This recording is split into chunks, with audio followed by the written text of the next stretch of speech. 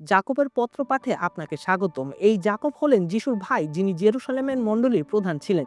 তিনি চিঠিটি সেই 12 বংশের উদ্দেশ্যে লেখেন যাদের তিনি বিদেশে ছড়িয়ে ছিটিয়ে থাকা বলে অভিহিত করেন। এটি তীব্র নিপীড়নের ফলে ইসরায়েল থেকে পালিয়ে আসা ইহুদি খ্রিস্টানদের কথা উল্লেখ করে। তবে জাকব যে বার্তাটি দিয়েছেন তা কেবল এই প্রাথমিক শ্রোতাদের জন্য নয়, বরং সাধারণভাবে সমস্ত নির্যাতিত বিশ্বাসীদের জন্য অর্থ বহন করে। আমরা জাকবের পত্রটি সাধারণ পত্রগুলোর মধ্যে একটি হিসেবে অন্তর্ভুক্ত করি, যার অর্থ এটি সাধারণ পাঠকদের উদ্দেশ্যে লেখা একটি চিঠি এবং এর প্রাপকদের পরিবর্তে এর লেখকের নাম অনুসারে নামকরণ করা হয়েছে। প্রাচীনতম সর্বাধিক কর্তৃত্বপূর্ণ মণ্ডলীর নেতা হিসেবে জাকব কেবল জেরুসালেমের লোকদের সাথেই নয়, বরং সারা বিশ্বের মণ্ডলীর সাথে যিশুর কাছ থেকে পাওয়া প্রজ্ঞা ভাগ করে নিতে চান। জাকবের পত্রটি বাইবেলের সবচেয়ে ব্যবহারিক বইগুলোর মধ্যে একটি।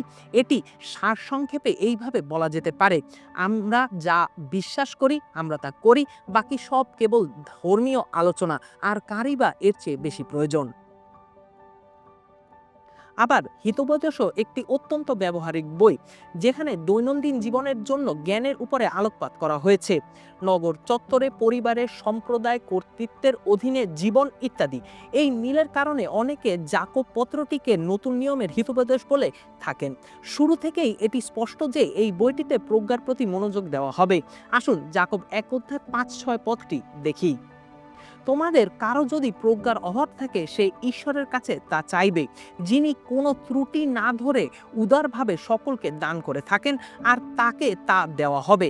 কিন্তু চাওয়ার সময় তাকে বিশ্বাস করতে হবে, সে যেন সন্দেহ না করে, কারণ যে সন্দেহ করে সে সমুদ্রের ঢেউয়ের মতো বাতাসে তাড়িত ও উৎক্ষিপ্ত।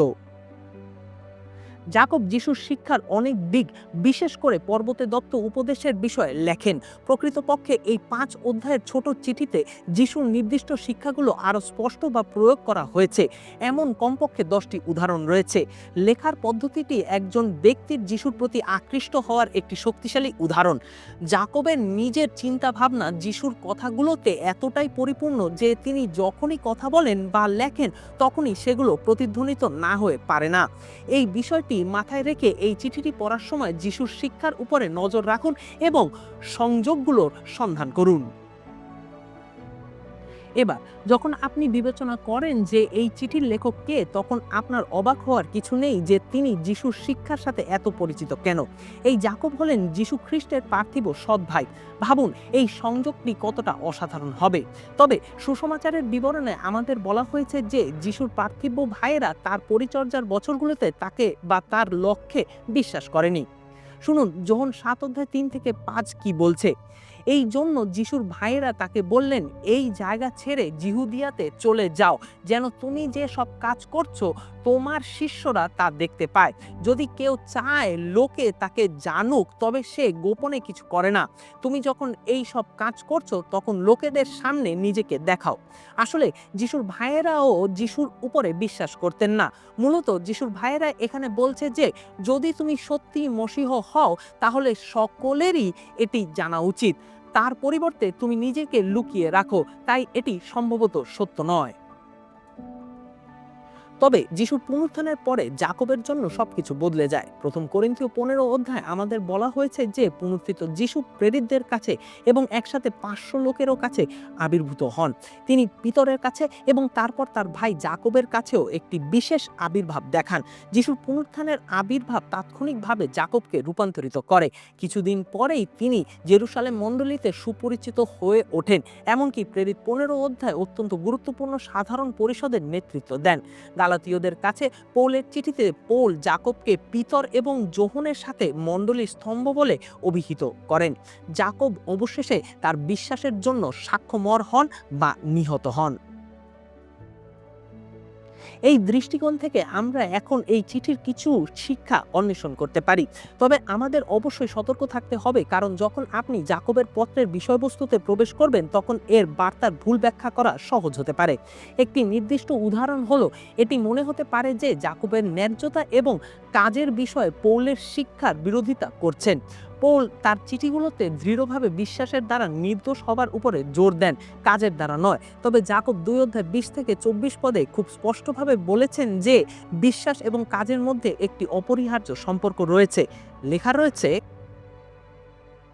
ওহে নির্বোধ মানুষ, কর্মহীন বিশ্বাস যে নিরর্থক, তুমি কি তার প্রমাণ চাও? আমাদের পূর্বপুরুষ অব্রাহাম তার পুত্র ইসহাককে বেদির উপরে উৎসর্গ করেছিলেন এবং তার কর্মের দ্বারাই তাকে কি ঈশ্বরের সাক্ষাতে ধার্মিক দেখানো হয়নি? তাহলে তোমরা দেখতে পাচ্ছ যে তার বিশ্বাস ও তার কর্ম একযোগে সক্রিয় ছিল এবং কর্মের দ্বারাই তার বিশ্বাস পূর্ণতা লাভ করেছিল। আবার শাস্ত্রেরও এই বচন পূর্ণ হলো, যা বলে অব্রাহাম ঈশ্বরকে বিশ্বাস করলেন এবং তা তার পক্ষে ধার্মিকতা বলে গণ্য হলো, আর তিনি ঈশ্বরের বন্ধু এই নামে আখ্যাত হলেন।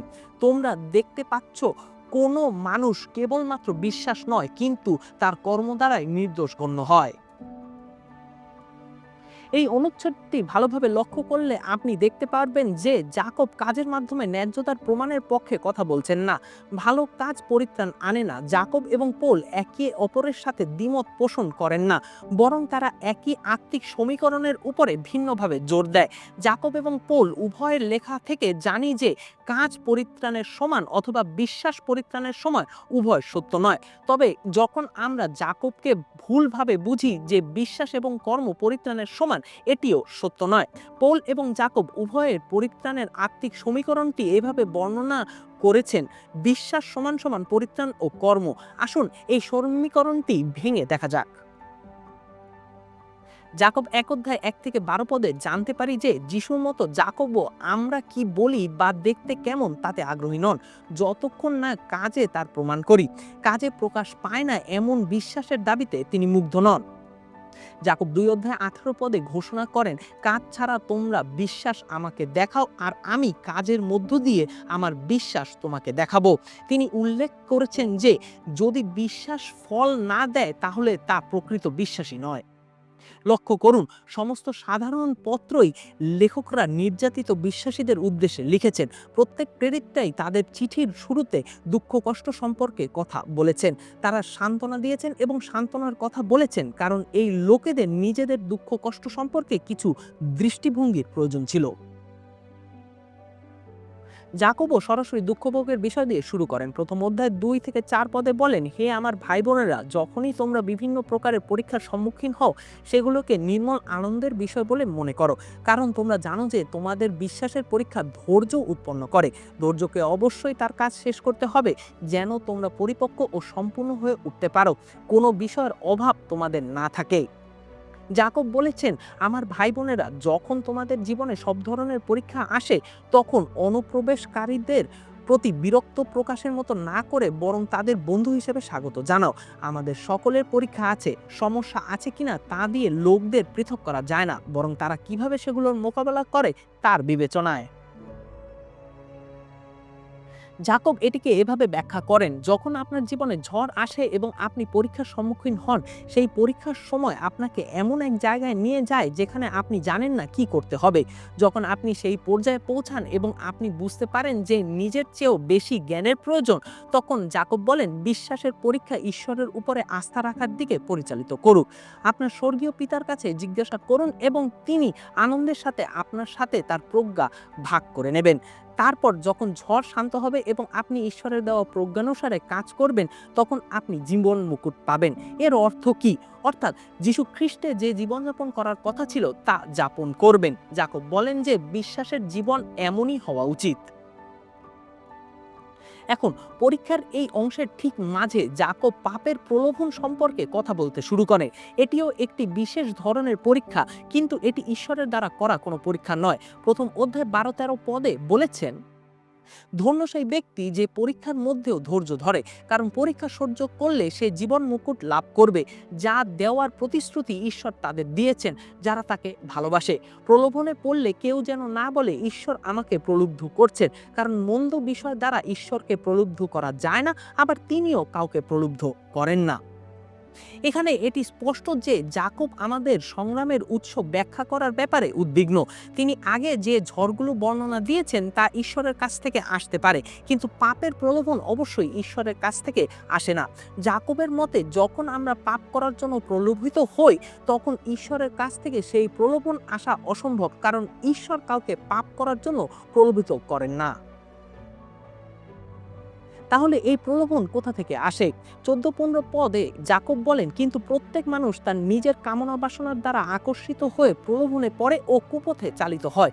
পরে সেই কামনা পূর্ণগর্ভ হয়ে পাপের জন্ম দেয় এবং পাপ পূর্ণতা লাভ করে মৃত্যু প্রসব করে। আমাদের উত্তর হলো, পাপের প্রলোভন আসে ভিতর থেকে, স্বার্থপর প্ররোচনা থেকে, আমাদের ত্রুটিপূর্ণ এবং পাপী মানবতা থেকে। এটি আসে সেই পাপ থেকে যা এখনো আমাদের হৃদয়ে বাস করে যতক্ষণ না আমরা সম্পূর্ণরূপে নতুন হয়ে উঠি। এটা অনেকটা মাছ ধরার মতো কাজ করে। যেমন একটি মাছ জলের নিচে আটকে থাকা পোকা দেখতে পায়, আপনি এমন কিছু দেখতে পান যা আপনি দেখতে চান, যাকে টোপ বলতে পারি। এটি প্রলোভন, টোপ দেখতে পাওয়া। তারপর আপনি কি দেখছেন তা নিয়ে ভাবেন, আর আপনি বারবার সেই টোপ নিয়ে ভাবতে থাকেন, সিদ্ধান্ত নিতে চেষ্টা করেন যে এর পিছনে যাওয়া উচিত কিনা। যখন আপনি এটা করেন তখন আপনি টোপটার জন্য আরো আকুল হতে শুরু করেন। এটাই প্রলোভনের পূর্ণতা। আমাদের হৃদয়ে থাকা পাপ সবসময় এই প্রলোভনগুলোকে নিয়ে খেলতে চাইবে। এখানে একটি পার্থক্য করা গুরুত্বপূর্ণ। প্রলোভনই পাপ নয়।